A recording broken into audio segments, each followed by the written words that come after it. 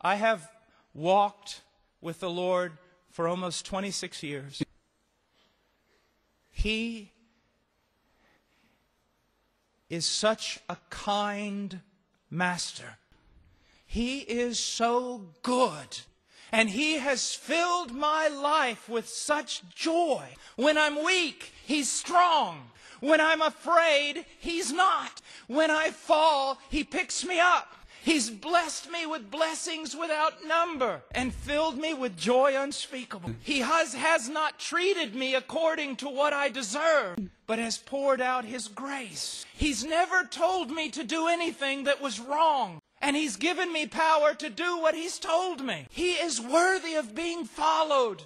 He should be your absolute Lord. Not a relationship of terror, not a legalism, but the fact that this Lord died on a cross for you, that love ought to control you. How many times did the Apostle Paul say that he was a prisoner of Jesus Christ, a slave of Jesus Christ? Was he talking merely about the chains that the Romans put on his arms and legs? No. He was a prisoner to the love of this Lord who is seated upon the throne. Because of what this Lord had done for him, he said, I must. The love of Christ compels me to give my life to Him. I remember a young man many years ago who was studying to be a lawyer. He was the most self-centered person you've ever met. But one day someone shared the gospel with him, and it grabbed him. It took control of him. And the next day, he was out in the streets preaching as though no one had ever heard the message before. Hey, everybody, listen to me. Jesus died. His friends grabbed him. They thought he'd lost his mind. And they took him aside. They took him away. And they sat down with him. And they said, what are you doing?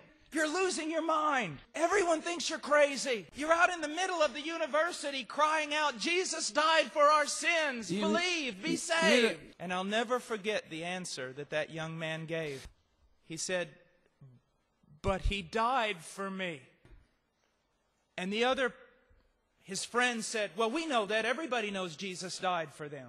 And he said, no, you don't understand. Jesus died for me. You're saying the same words, but you're not hearing me. Jesus died for me. The Lord of glory died for this sinner. What else can I do now? I have to follow Him. I have to preach.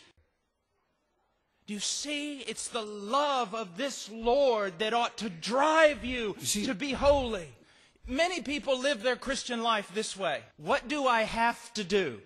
What are the rules that I have to follow? And then what can I get away with? Where are the loopholes? That is pathetic.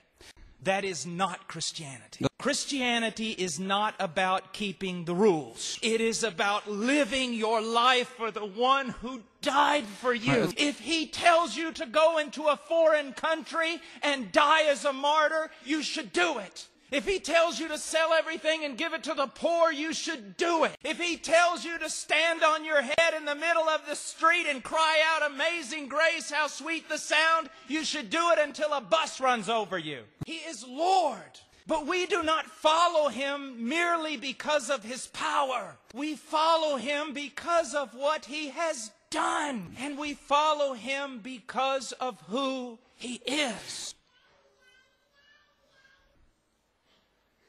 He is such a kind master. He is so good. And He has filled my life with such joy. He has not treated me according to what I deserve, but has poured out His grace. He is worthy of being followed.